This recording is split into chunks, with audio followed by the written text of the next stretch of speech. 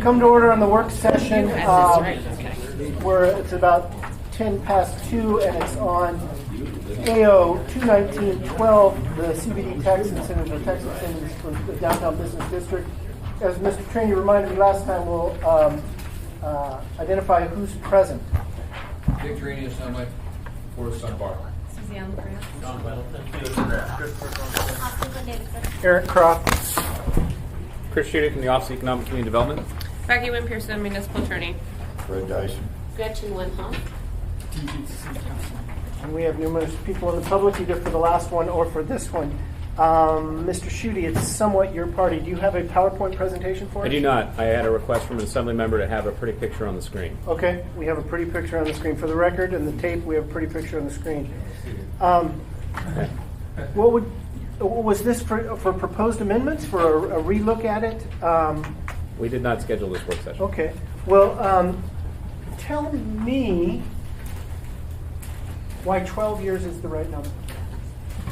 I'll tell you why 12 years is the right number. So, thank you, Mr. Chairman. In the preparation for this tax incentive, which was a long process, I'd say over a year, and involved interviews with multiple stakeholders, particularly people who have experience building in the downtown Anchorage area or other urban environments. And we spent a long time looking at what are the variable cost factors that have precluded any residential development in downtown over the past 20 years, or what are the barriers to that residential development.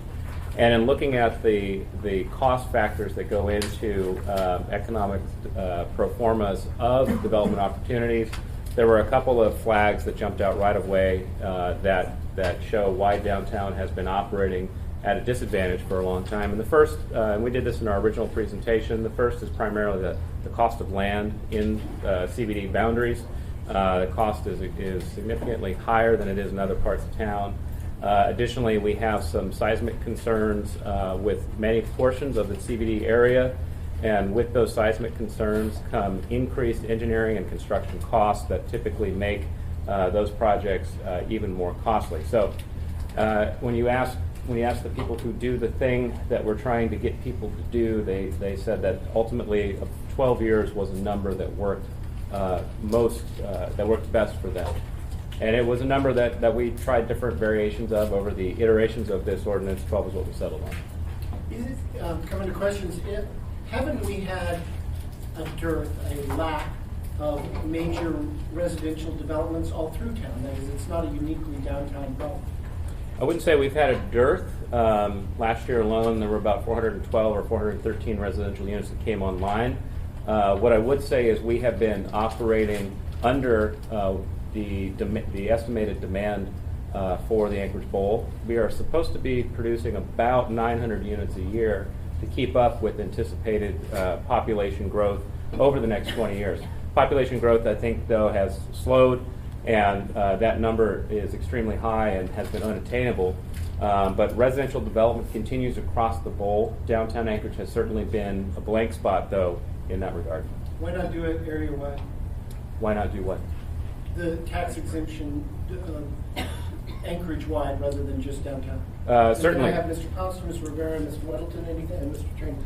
And I believe that this is why Assemblymember Weddleton asked that we put maps on the screen. These come from the adopted 2040 land use plan, the Anchorage 2040 land use plan.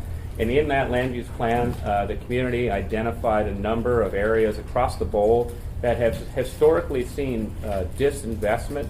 And because of those reasons, we've identified them as areas where both from the public side and from the private side, we're interested in driving investment. The figure 3-5 in particular, which is sort of a zoomed in view of downtown Anchorage, shows that was one of the priority areas identified in that plan for, for focusing our energy and efforts. And so we have selected the CBD as the first of what I expect will be many parts of town that we begin to expand these tools into. Okay, so in order, I think I had everyone, and then Mr. Dunbar, but Mr. Constant. So I'm going to go to a different section of the language here on page 2, lines 39, 40, and 41. Under the property tax incentives for housing exclusions, you're identifying or excluding deteriorated properties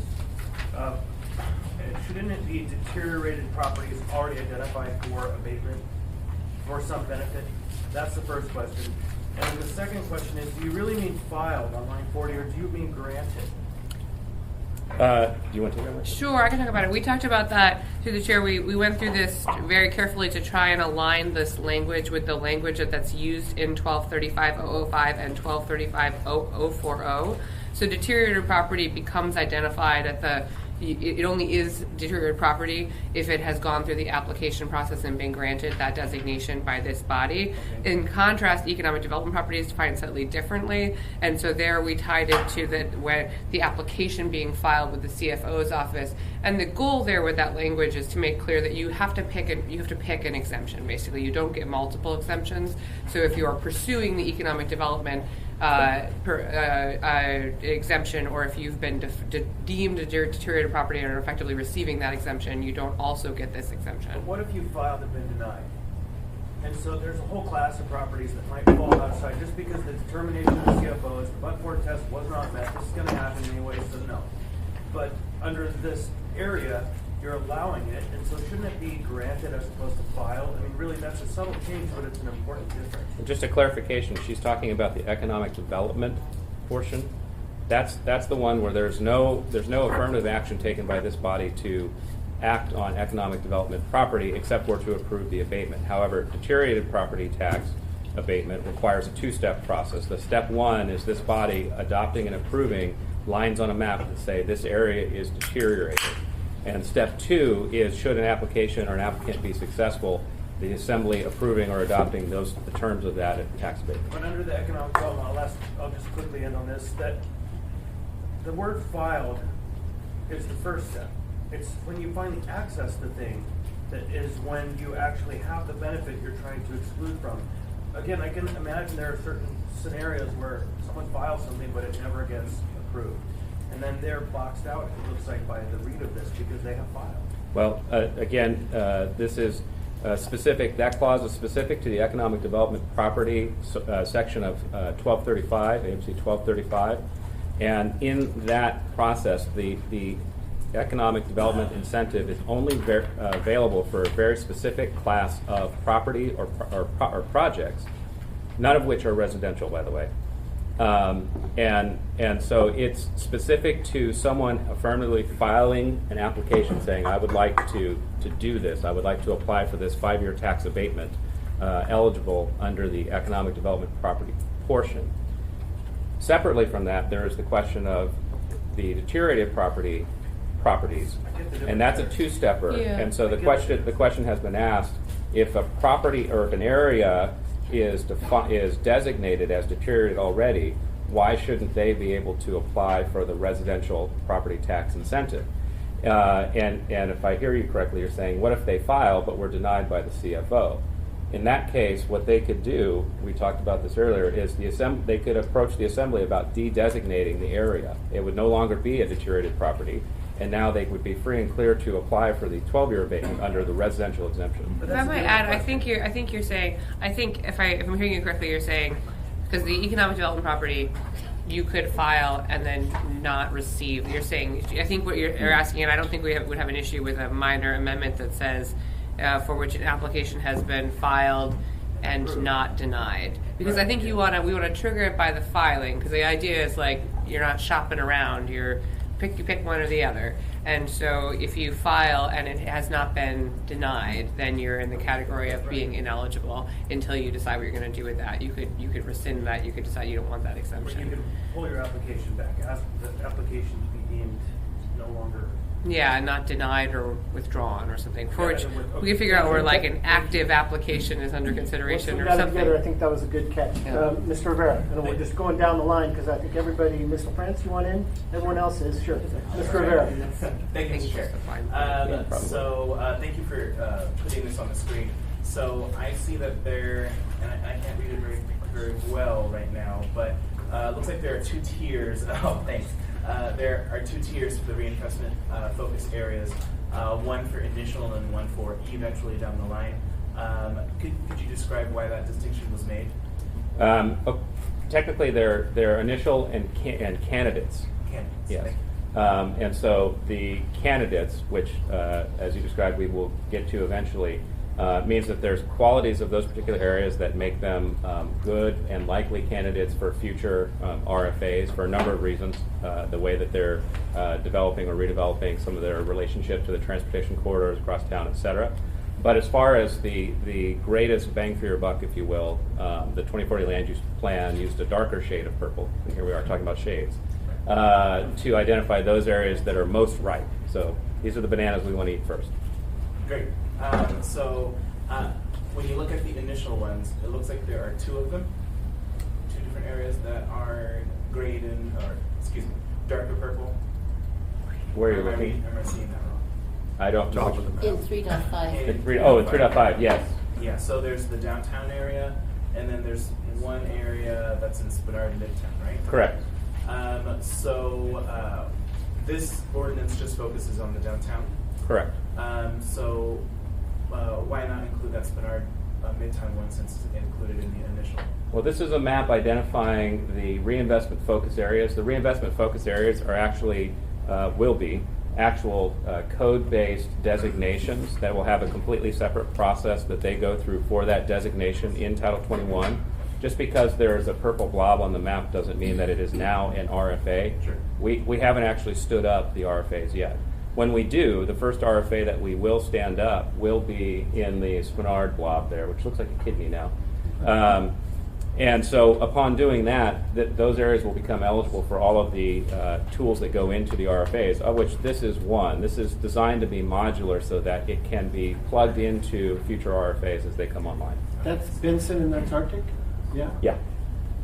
Yeah, and if I might add one thing, that if you look at the way 1260.010 is drafted, the reason there's a one paragraph that's numbered 1 with no paragraph 2 is because we actively envisioned that additional areas would be added once we sort of given this a test drive and seen whether or not it achieved the desired result, with downtown being an area of particular interest because of the demonstrated demand for people being interested in living in that area. Right. Can we keep going and then come back? Yeah, Mr. Weddleton, we'll go down, but then you'll be first next time on the way back, Mr. Trainee. That's fine. Well, that was, okay, but that's interesting because I assumed that we were doing this because it's an RFA area, but that's not the case. It's not. How is this grounded in our 2040 land use plan? So it was, you're absolutely right, it was identified in the 2040 land use plan as both an RFA, but the central business district, the CBD, is an existing land use designation. And so it doesn't need to go through a process of being established like the RFAs do. It actually is already established. Okay, so that may be true, but I'm just kind of looking, from our broad planning perspective, we say, okay, well, we have downtown, we have town centers, we have kind of a regional center, which would be like the Diamond Center, I think it's the only one. And our idea is that we develop, in the core commercial and stuff, everything you need there. And then you build high-density residential right next to it and spread out. We're going to develop, we're connected all the buses. So I don't really see that on this map. Here we're only focusing on downtown. And I'm thinking, well, why don't we do our comp plan? Let's do this for every town center. And that's not quite the phasing you're looking for, but it is somewhat. It's not, Sean Debenhams is like out of nowhere. Doesn't meet that goal. But any of these town centers could use this right now. So we're not quite there in your wonderful Lego world of how the town centers could develop. The reinvestment focus areas, while not all centered on town centers, obviously, can be developed in that way. And so getting to a point where you have a legally defined boundary of what the target area is that you're trying to incentivize is step one. For us, because we're anxious to see some of these tools in the field and try it out, the Central Business District was the only one that was already established and does have the need and overlaps with all of the goals identified in 2040. So it was the easiest one to start with. It's a priority of this administration and I think of this community. So we're starting there, but it is designed to be applied across the board, whether it's in town centers or in RFAs and other ways. It's designed to be used across the board. Can I follow up? Yeah. So what would your schedule be to do that? Eric's favorite question. The RFAs are supposed to come, the process by which RFAs will be designated is coming forward to the Planning and Zoning Commission and then to the Assembly this spring. It's on its way to you. And along with that, they will see a number of other tools that we're going to propose as part of the toolbox for RFAs. And I won't bore you with you care about these, but I won't bore the rest of the world with those. Hey, we care about it. We're always hounding you. But all of that is rolling forward so that we have the ability to draw the lines on the map and tell the community why. The tools that then go into working in those areas online this year. I think I literally have everybody, so we'll come back around. So, Ms. LaFrance. Thank you, Mr. Chair. And actually, my question had to do with time frame and this being a test drive and what does success look like as far as implementation of the program. And do I understand correctly then that this incentive program would only be rolled out in other areas after the legal boundary and the RFAs were flushed out and codified? Yeah, that's the envisioned approach because of the need to identify the areas the parcels, literally, that will qualify for this tool down the road, whether it's in downtown or in Spenard. And so the land use plan identified reinvestment focus areas as that thing which can do that. So that's why the focus has been on standing up the code provisions that define how those lines get drawn then. Mr. Dunbar. Thank you. I guess mine was more of a comment than a question. And just for my colleagues, I am the AEDC rep for the assembly, and so I went to their meeting on Wednesday. Was it Wednesday? I think Chris was there. And AEDC has recently pivoted away from what they were trying to do before. They had some projects with the airport and other things, and they weren't really bearing fruit. So they've refocused on 3 sort of core redevelopment strategies: the UMed district, the Chester Creek Greenbelt, and downtown, and focusing redevelopment. It's not exactly sort of coterminous with what we're trying to do here, but you can see the overlap. And because of that, I don't think it's been emailed to you yet, unless it has been in the last few hours while we've been in hearings, but they strongly support this ordinance, and there's going to be a letter from them supporting this ordinance. Thank you, Mr. Dunbar. Mr. Train. Mr. Schutte, can you do me a favor? Take the map from the Central Business District, overlay the seismic zones of the CBD. Dr. Selkrig and I went through this whole area and I was doing my master's in planning. Significant problems, and I want to overlay that on this because if I remember correctly, we have a lot of seismic problems in the Central Business District. I want to know what we're dealing with. I just need by Tuesday. Yeah, the seismic risk. So we refer to these as zone 4, 5, 1, 2, 3, 4, 5. The seismic risk map is something we can show, and it's pretty common knowledge where the riskiest portions of downtown are. It's the edge, right? It's the bluff that leads down into Ship Creek or into the ocean. Those are areas that have a high seismic risk, but they are also areas that are in high demand, and we have a number of structures there currently, and we anticipate areas like that will continue to be developed responsibly in the CBD. I know, Mr. Schutte, but when I'm taking a look at investing city dollars for the tax break, the seismic fault has to come into that. Sure. Equation. If you just get it to me by Tuesday, I'd appreciate it. Thank you. Good reminder, Mr. Train. Thank you. Ms. Wimhoff. Yeah, just a couple of questions. Responding to people who have asked us these questions. Someone is saying, hey, I'm in a certain part of town, I'm ready to put so much money down.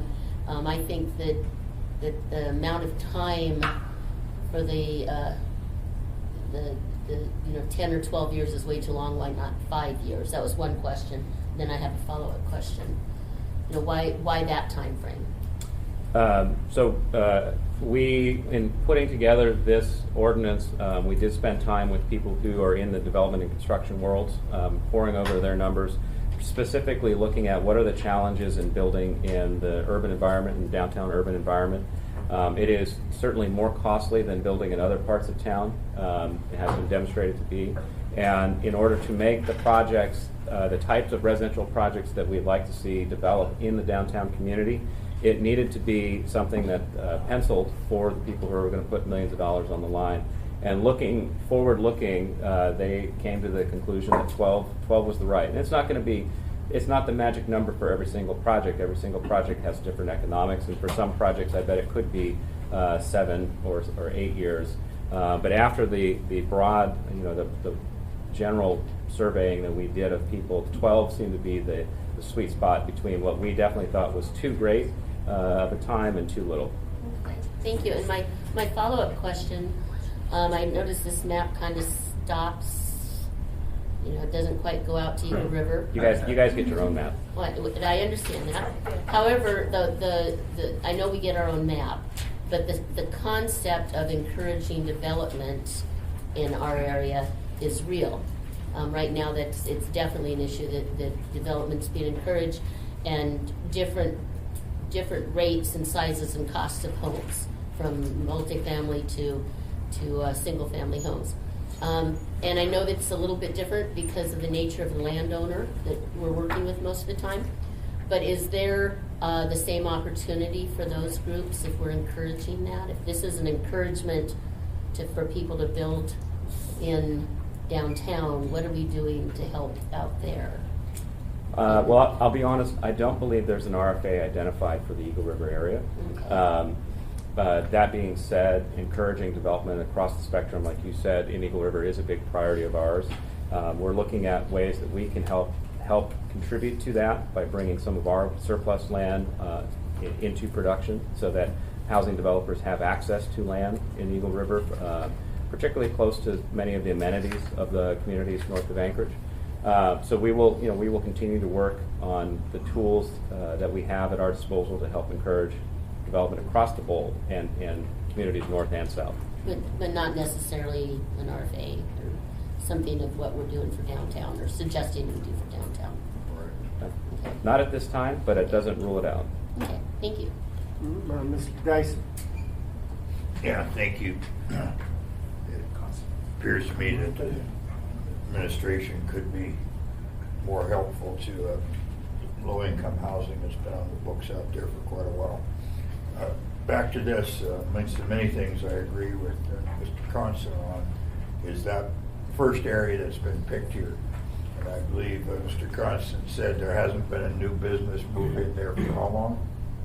Actually, there's a new car dealership, but it just moved from one corner to the next corner. And Yeah. so they're moving out, not in, Yeah. for probably 8 years. Yep. And so, but nothing we'll do here will preclude most businesses going in that area, correct? No. Yes. All right. So, from my perspective, you picked the very best area to do this. And I don't see it as a core area of the city. I think a core area is going to be almost walking distance and so on, but be that as it may. So I commend that. You'll have a great deal of difficulty getting me to support any of the other ones. I think the private sector will figure out that, and that we don't have to give tax breaks and so on. It's absolutely beyond me to figure out what these hotels that keep building in Midtown are thinking, and why they have more confidence in our economy than I do. But anyways, yeah, thank you. I commend this. I came here thinking when hell freezes, or a week or two later, or hell no, and now I'm down to maybe. So. Great progress, Mr. Sheedy. Yeah, Ms. Quinn Davidson. Thank you, Mr. Chair. So I think there are a lot of reasons to encourage development downtown, not just for downtown, but it benefits the city as a whole. That said, can you speak to whether the incentives that we would be implementing through this ordinance for downtown would be so beneficial to downtown developers that it might make developers who are not in downtown, knowing that we have a need for housing across the bowl, not be competitive? Thank you. Yeah, we certainly have heard that concern, and what it does is it makes risk of projects happening outside of the CBD potentially higher, because they're with operating at a benefit of not paying taxes on your residential portions only of a building. You could potentially, if you're in the rental market, you could potentially save a lot of money on operating costs and maybe offer your rents for a little bit more of a discount than you would in other parts of town. That being said, downtown continues to be it's still going to be the most expensive place to build in, even with this incentive in place. So the actual operating costs of any building that goes into downtown will inherently be higher already. There's a very high bar for that. So I think that it still does not remove the risk for downtown investors, I don't think that it negatively impacts risk for other parts of town. This is a market that hasn't seen product in downtown, hasn't seen new rental product, multifamily rental product in a number of years. So things that come online are going to inherently be newer, shinier, better. And I think that alone will begin to attract and appeal the tenants that need to fill those spaces. So I don't believe that the downtown incentive in any way will detract from the likelihood of other projects outside being successful. Follow up? No, it's fine. Mr. Constant, and then, did you want on that, Mr. Gilmore? Yeah, I just go wanted ahead. to follow in on that. I mean, I represent Muldoon and East Anchorage, obviously, and we're not on this list, and we're not really scheduled maybe one of those in the future for this. But I do think that we all have sort of a vested interest in downtown feeling vital and being a sort of a cool, fun city where people want to live and move to. And right now, people are moving to the Valley, obviously, and the reputation of Anchorage as a fun city isn't exactly I don't know. It's not a really popular notion amongst my cohort, at least. I went to school in the lower 48, and I'd like it to be. And I think that having people actually living in the downtown core with eyes on the street to make it feel safe at night and to frequent businesses so more people can open there, especially on the west end of downtown. I think even though I represent East Anchorage, I do see the appeal of that and why that would ultimately benefit people that live in East Anchorage, even developers in East Anchorage. If Anchorage is thought of as a safe, cool place where you can go downtown and have fun, I think that East Anchorage would be a more appealing place to go to. In response, I just, as wonderfully said, I'm an East Anchorage resident, so thank you. I just wanted to add that, the beauty of this tool is that we're not solely in trying to encourage housing or residential development only. That is certainly one of the goals of this and the primary goal of this, because we do need to grow our residential base. But by concentrating the efforts, the economic development efforts of the city in certain given areas, you actually introduce additional benefits to those areas that will have effects further down the road. So to go back to Mr. Constance's point about the lack of residential development in the past 20 years, or residential population even, in downtown Anchorage, with a 24/7 population, you start to see things like the grocery store, the pharmacy, the restaurants, the cafes, the things that will bring your friends, I think, back up to Anchorage. So because of the density, the proximity of downtown to all of those other businesses and the density of downtown, that it's a significant bang for your buck to incentivize development in a dense urban area like that because of the additional benefits that ripple out. East Anchorage will be a good one too, though. Just one way to conceptualize what he means by lack of residential residents. The downtown community council may have 100 residents who participate. There are plenty of businesses, but in terms of people who actually live there, think about a community council that's 100 people. It's kind of weird. My question comes back to the same section of code we were talking about previously. Is the Fairview deteriorated tax abatement zone also under the same definition of 1235.005? I looked, I couldn't quite make it out in the code. Because what that does, if in fact that's the case, is that this entire section up here is excluded from participation. And so I think that we might be wise to add language that gives them either or, but not both, as opposed to if you are deteriorated, then you cannot qualify for this. And so, because that's a huge section, that's probably 20 blocks. We can look into that. I understand the point, so we'll make sure that that's not the case. Thank you. I think that one's a unique one because it's Yeah. so broad. Generally, our thought process is most of these applications are brought by an individual developer for a very targeted set of properties. And the target could conceivably come back to the assembly and say, I'd like to have that designation lifted.